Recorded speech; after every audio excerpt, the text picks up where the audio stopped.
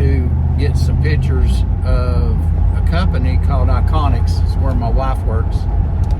And I want to get some really nice pictures of it and make a metal plate and then present it to them. Just trying to get more experience with my Skyrover X1 drone.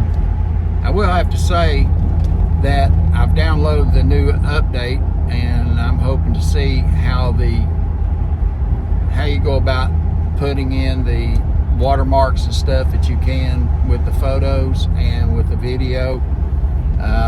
Totally new to that.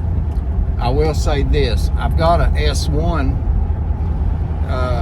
Skyrover drone, and so I crashed it, and I have the controller and the 3 batteries because they kept the drone and refunded my money.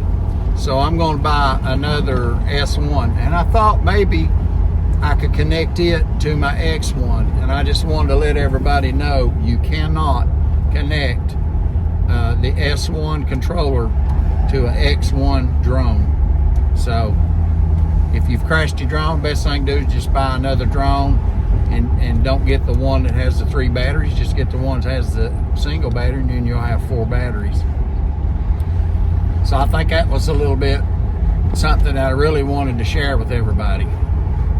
So I'm going to shoot a little bit of video here. We're at the location, and I want to shoot just a little bit of a video, but I really want to get some good pictures. So what I'm going to do is a high definition or a high dynamic range photo, so I can I like to get it a little oversaturated because I think it'll really show up better on the metal plate that I'm getting ready to have it printed on.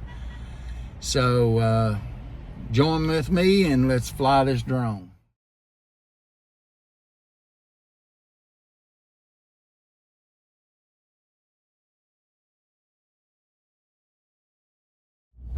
I can't get over how stable the X1 is in winds. I mean, I'm having some gusts here of up to 15 miles an hour, and that drone just stays right where you put it. I got to say, I love the X1 Skyrover drone.